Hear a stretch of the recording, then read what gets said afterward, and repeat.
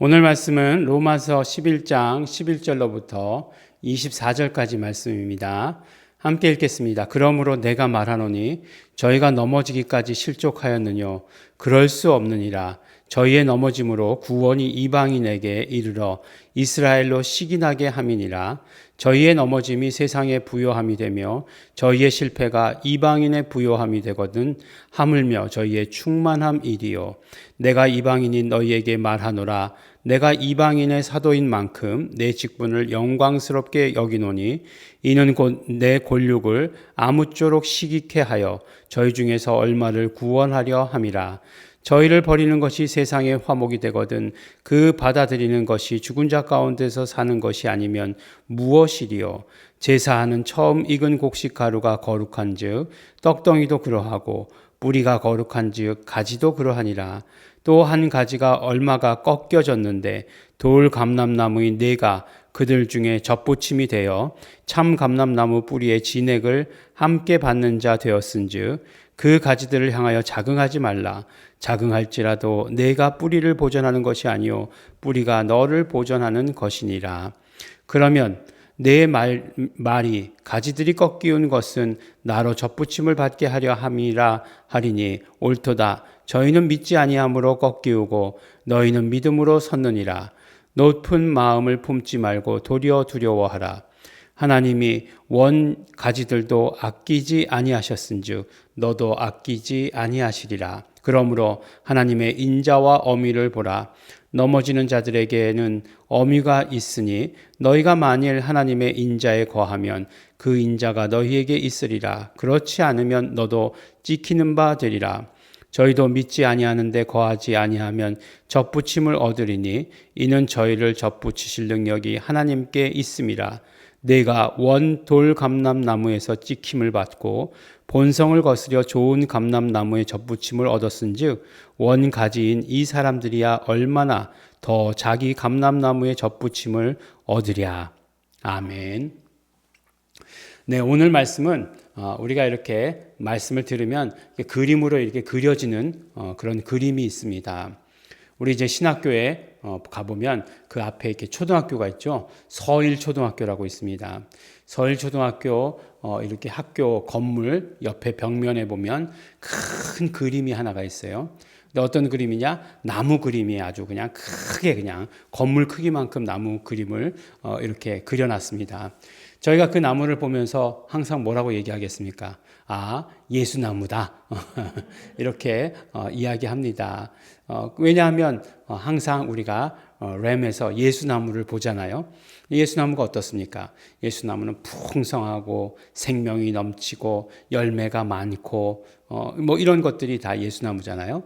반면에 그 옆에 붙어 있는 나무는 어떤 나무였죠? 아담나무죠. 그래서 우리가 어떤 상태였는가 하는 것을 그 그림이 오늘 말씀을 제일 잘 말해주죠. 우리는 돌 감람나무에 속해 있던 가지였다는 거죠. 그런데 돌 감람나무에 속해 있던 가지였는데 참 감람나무로 젖붙임을 당했다는 거예요. 근데 그냥 젖붙임을 당한 것이 아니고 원래 그 참 감람나무에 나무가 가지가 꺾여졌다는 거예요. 꺾여졌는데 그것에다가 돌 감람나무 가지를 이제 젖붙임을 했다라고 이렇게 이야기를 합니다. 사실 뭐 농사는 잘 모르기 때문에 더군다나 이런 젖붙임 같은 건 이제 과수 농사에서 주로 하는 거죠. 지금도 뭐 하는지 안 하는지 잘 모르겠습니다만 옛날에 이제 그 탱자나무하고 뭐 귤나무하고 이렇게 젖붙여 가지고 이렇게 해가지고 이렇게 열매도 많이 맺히면서 크고 단 그런 것들이 나오게 했다라고 하는 것들이 있지 않습니까? 근데 이제 보니까 이제 탱자나무, 뭐 귤나무만 있는 게 아니라 지금은 종류가 너무너무 많죠. 뭐 여러 가지 종류가 있더라고요.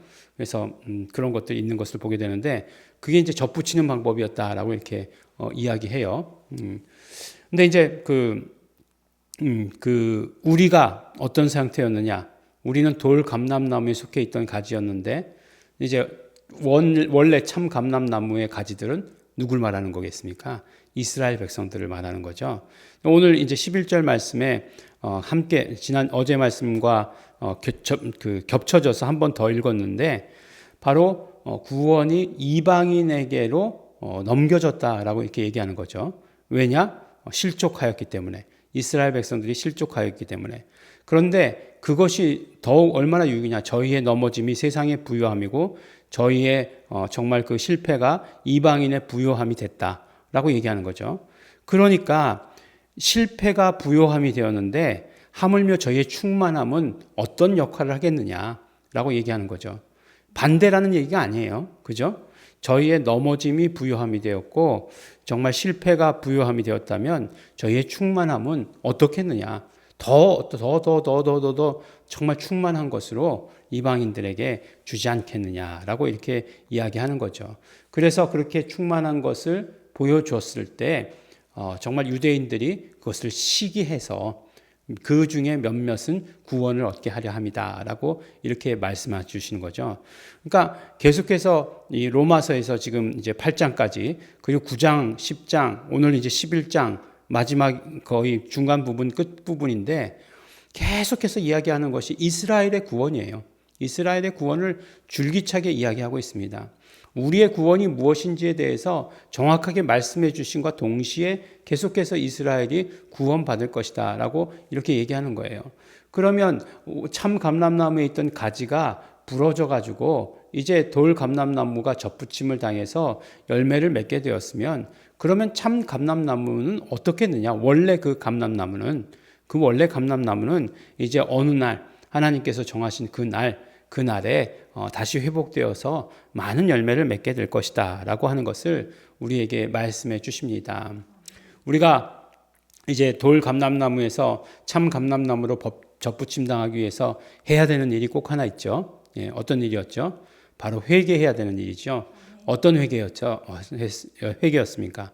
가장 우리의 죄 중에서 정말 지옥 가는 죄, 그 원죄를 회개하는 것이 가장 먼저였어요. 그래서 우리가 원죄를 회개해야 하는 것입니다. 근데 이것이 나는 정말 예수로만 살겠습니다. 이제 더 이상 아담이 싫습니다. 예수님이 좋습니다. 예수님으로만 살겠습니다라고 하는 고백이 누구에게만 해당되는 것이냐? 아니라는 거죠. 만국 공통으로 다 해당되는 거예요. 여기에 누구도 해당되는 거예요. 이스라엘도 해당된다라고 이렇게 말씀해 주시고 계십니다.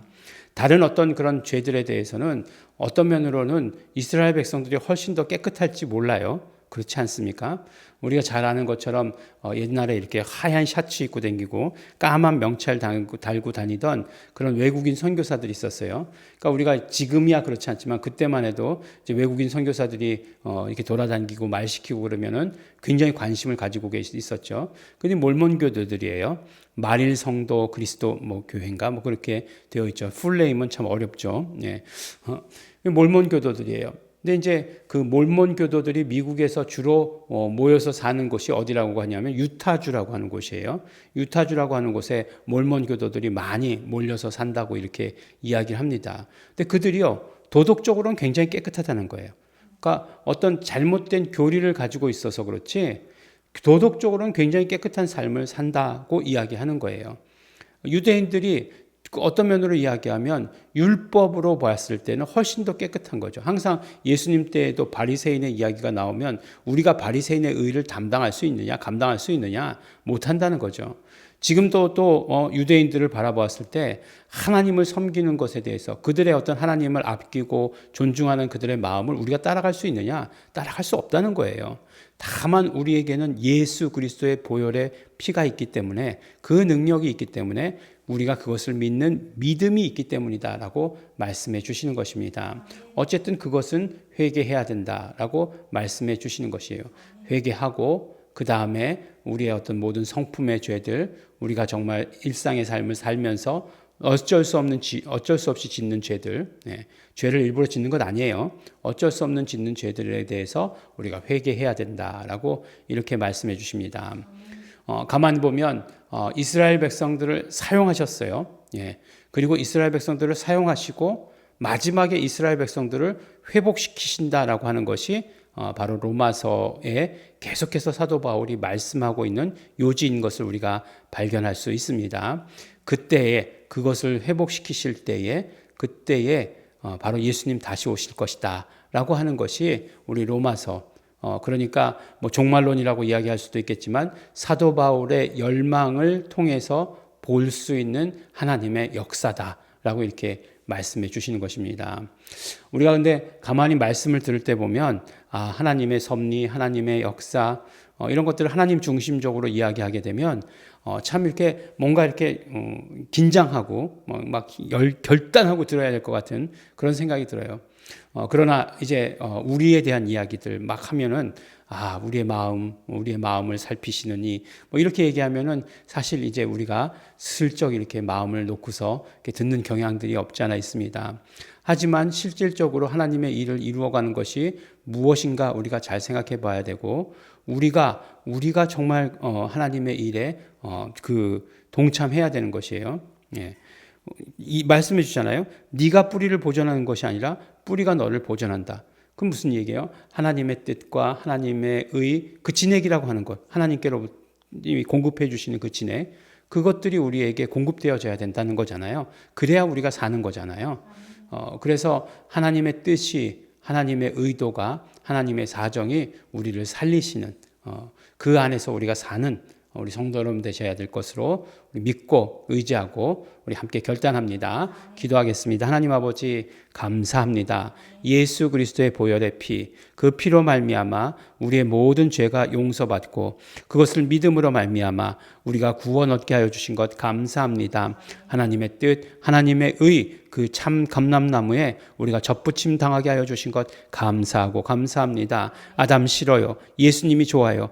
이 고백 한 번으로 말미암아 우리의 아버지 하나님 영원한 저주가 해결되고 생명으로 옮겨졌음을 감사드립니다. 그러나 우리가 매일매일 고백하게 하여 주시옵시고 매일매일 기억하게 하여 주시옵소서. 우리가 그런 죄인이었다가 이제 정말 옮겨져서 생명으로 살게 되었던 것들 기억하게 하여 주시옵시고 언제나 겸손하고 예수님 함께하는 자, 예수님을 따르는 자 될 수 있도록 아버지 축복하여 주시옵소서. 감사드립니다. 예수님 이름으로 기도드렸습니다.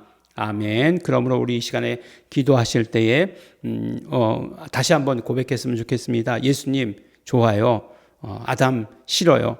예수님 좋아요. 아담 싫어요. 이 고백으로 말미암아 우리의 정말 영원한 죄의 문제가 해결되고 우리의 생사가 결정되게 하여 주신 것 감사합니다. 성령님을 따라 언제나 고백하게 하여 주시옵시고 이것을 전하게 하여 주시옵소서. 그래서 땅끝 예루살렘까지 이 복음이 전해지는 데에 예수 이름이 전해지는 데에 우리 남은 자로서의 사명 온전히 감당하게 하시옵소서. 성령님 역사하시옵소서. 다 같이 통성으로 기도하시겠습니다.